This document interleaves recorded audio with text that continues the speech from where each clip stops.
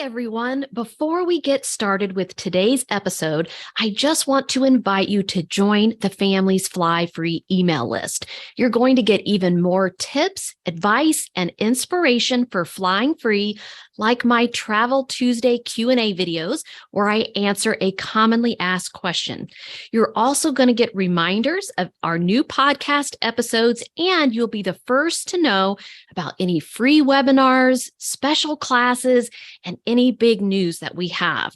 So to get on our email list, please go to familiesflyfree.com/get email, GETEMAIL, familiesflyfree.com/get email. Now let's start with today's episode. Do you love to travel and save money? Or do you wish you could travel but money is holding you back? You're in the right place. Welcome to the Families Fly Free podcast, where I show you how to fly your family free forever using my simple fly free formula. I'm your host, Lynn Mettler. My family of 4 has mastered the art of flying free as simply as possible since 2015, and I want to show your family how to do it too. Hello, everyone. Welcome back to the Families Fly Free podcast. I'm Lynn Mettler. I'm recording this ahead of time, but when this podcast airs, we should be just back from our trip to Disney World over Thanksgiving. And in next week's episode, I'm going to do a report of our trip and share with you kind of the highlights of our first experience at Disney Vacation Club, as well as just an update on crowds and rides and how Genie Plus worked for us. So stay tuned for that next week if you are a Disney fan and you want to hear what the state of things are there right now. So this week, we're going to talk credit scores. So if you want to collect travel rewards and use them for free travel, as part of the system that I teach, you do need to be able to get a handful of travel credit cards. Again, you've heard me say it many times. You don't have to get tons of travel credit cards, and I never recommend that. But let's just say about 3 travel credit cards. So in order to get a travel card, you do need to have a decent credit score. It doesn't have to be perfect. You don't have to have a credit score in the 800s.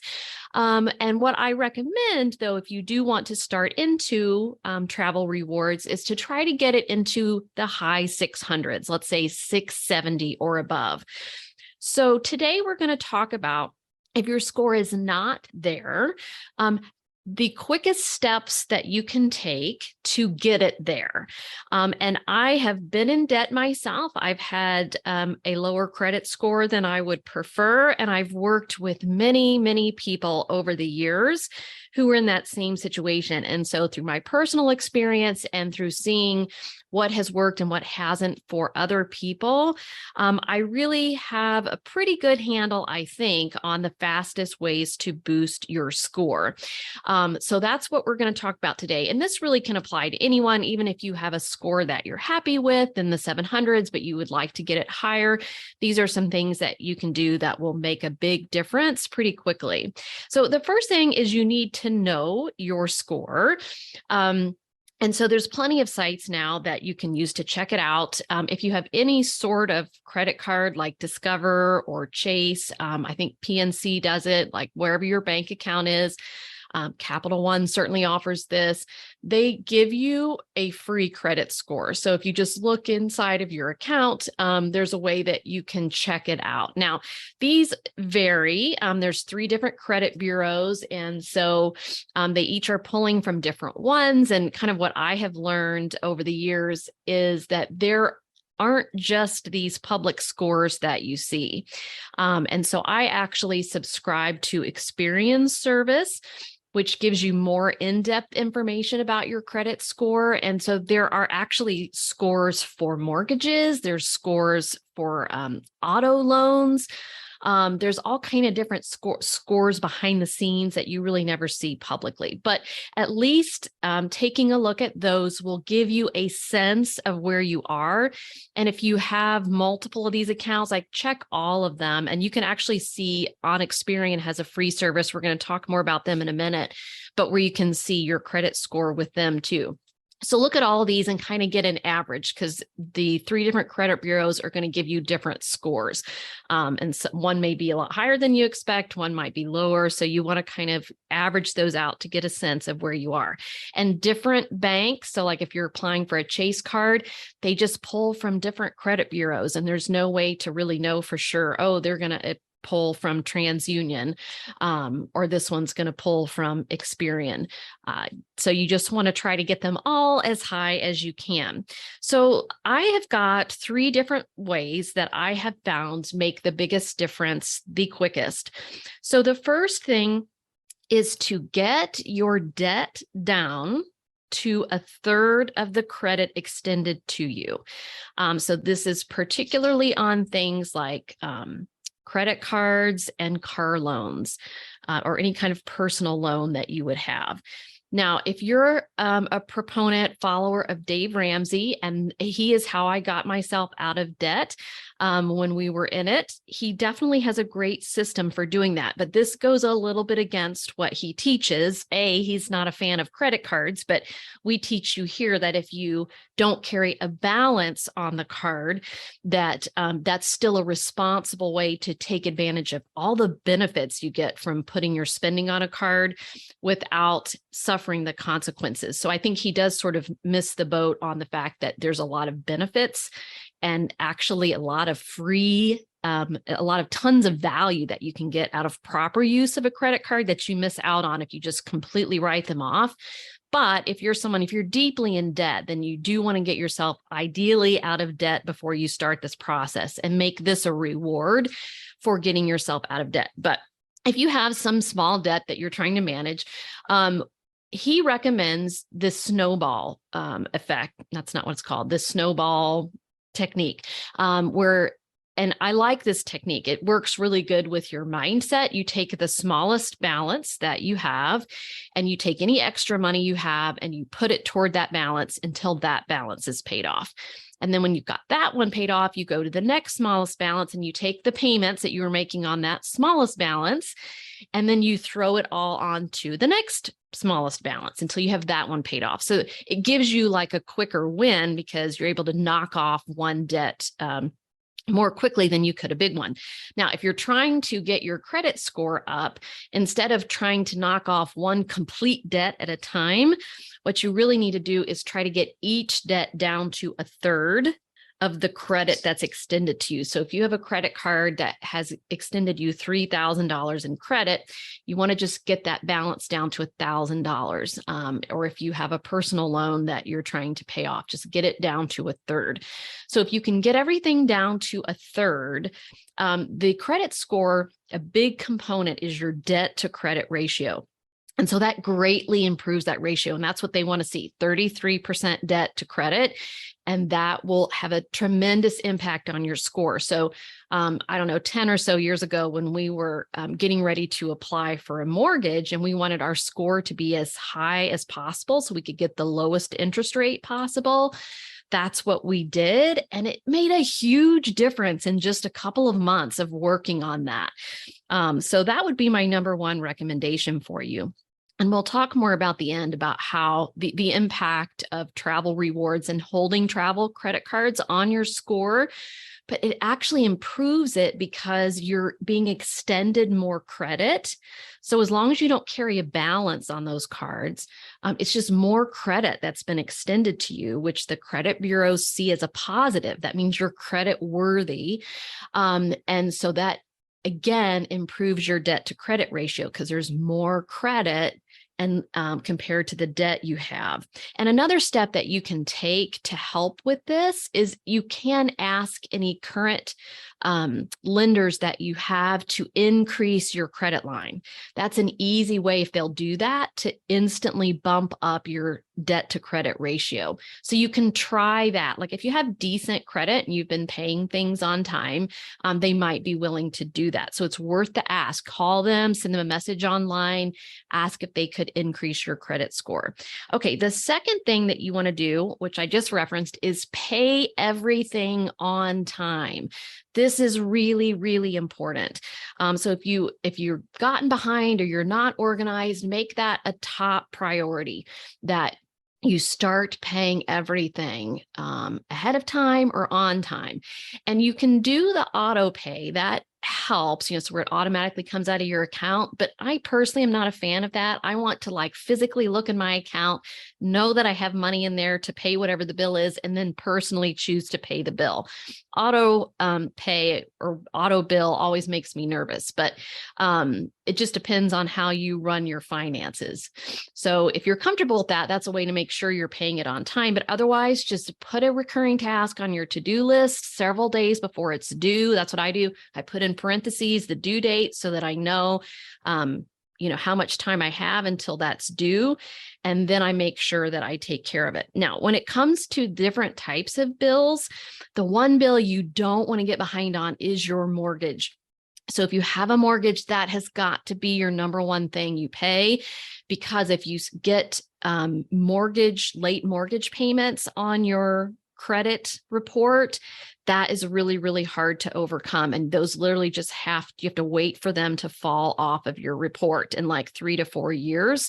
So put that bill at the top of your list. And I will link an article in the show notes from a different blogger that I really like, who's helps with budgeting and saving money, about what to do if you can't pay your bills.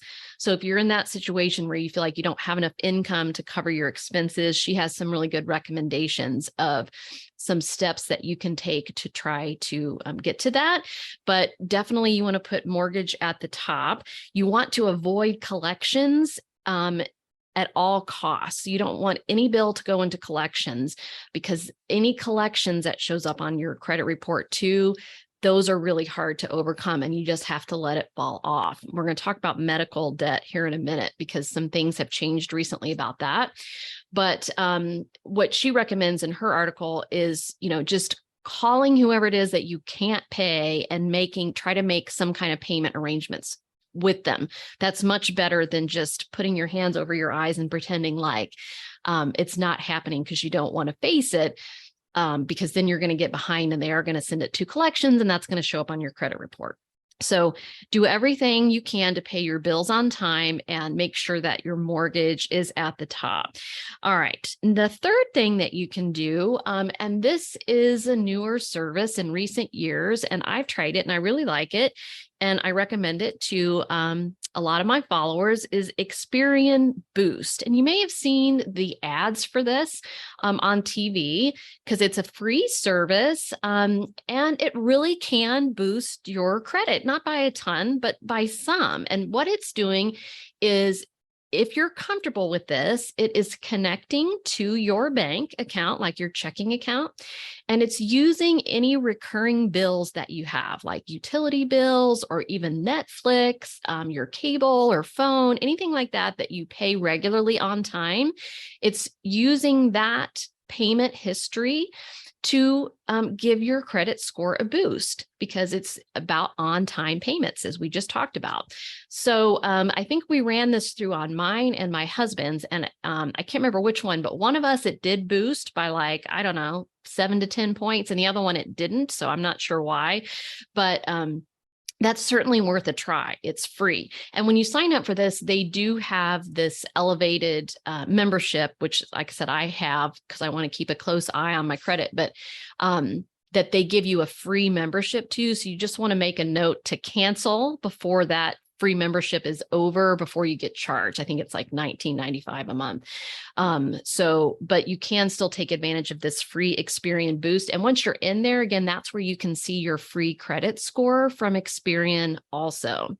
And if you have any questions about your credit report, you can go to annualcreditreport.com, and that is a government free service that normally you can get a free credit report once a year from each of the credit bureaus. But since COVID started, and I don't know when or if they're going to change this, you've been able to get it once a week.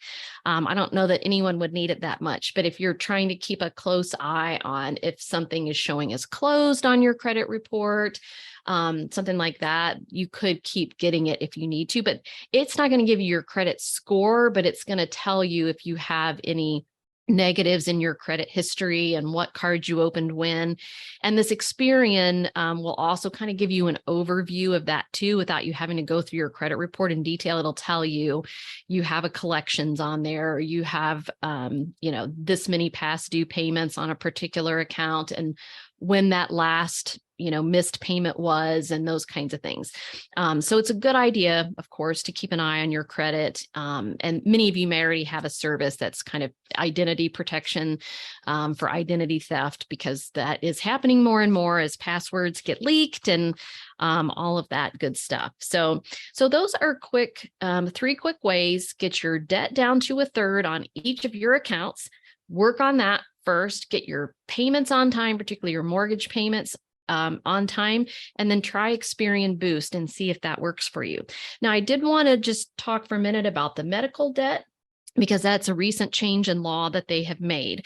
So if you have a medical debt that went to collections but is now paid, that by law can no longer be on your credit report. So that would be a reason to take a glance at your credit report if your score is low and make sure nothing like that is on there. If it is, or you see anything wrong on your report, you just want to reach out to that credit bureau. They all have their own sites and ways that you can file a claim or a request with them to look into something. So take a look at that. And then the other thing with medical debt is if you're behind on a medical payment, they had to wait 180 days until they could report it to the credit bureaus. Now it has to be a year. So in order of priority in terms of things to pay on time, that one might come lower, because it's going to be a year before you have a year basically to get that paid up until it's going to show on your credit report. So of course, I'm not encouraging not paying bills, but if you're struggling with being able to pay your bills, I would make that one a lower priority and your mortgage a top priority. All right. And then I just want to talk quickly about two common questions I get about credit scores and credit reports. A lot of people say to me, doesn't opening travel credit cards or having a bunch of them harm your score? And I don't know why that is a myth out there. I guess it's because credit cards in general have a bad rap, because if you get in debt, then it's a problem. And I just want to remind you that when it comes to credit cards, they are not good or bad. They are neutral. They are just a thing. It's what you do with them that is good or bad. So it's all about you and your choices and your decisions. And don't beat yourself up if you're in debt and you're not happy with the choice that you made. Sometimes there's a time to get in debt that makes sense. And it's a good choice for you. Sometimes you may not have been happy with your choice, but start from today and move forward with positivity, knowing that you can, going forward, make good choices when it comes to credit cards. So if you choose to use credit cards the way we teach you, which is put your everyday spending, nothing more, and pay it off every couple days, so it's just like using your debit card, that's a great way to use a credit card. And it has nothing to do with the credit card. Just remember that it's a neutral. Credit cards are not good or bad. So just because it's a credit card doesn't mean that's going to be bad on your credit report. So it's in fact quite the opposite. Weirdly, the more cards that you have, the more credit extended to you, and the better your debt to credit ratio, and the better your score. You have to remember, the credit bureau, it's all about, are you credit worthy? Can someone loan you money and you will pay them back on time? Have lots of banks and institutions decided to loan you lots of money? You're going to have a great credit score, because that tells them you are credit worthy. You're someone that a bank has determined is worth the risk to loan money. And so the more of that you have, as long as you don't carry a balance, because if you have high debt, that doesn't show them that you're a good risk to take. But the more credit And the less debt, the better and better and better your score will get. So again, while I don't recommend having more than a handful of cards, like 3, these people that do have a bunch of cards, which I would never recommend, they do have good credit scores. So it's not harmful to their scores. Where it is harmful is in getting overwhelmed and confused and disorganized and in a mess. But it doesn't hurt your score. So a lot of those people have scores in the 800s. So the travel cards in themselves are not a problem. The other question I get a lot is, does closing a card impact your credit score?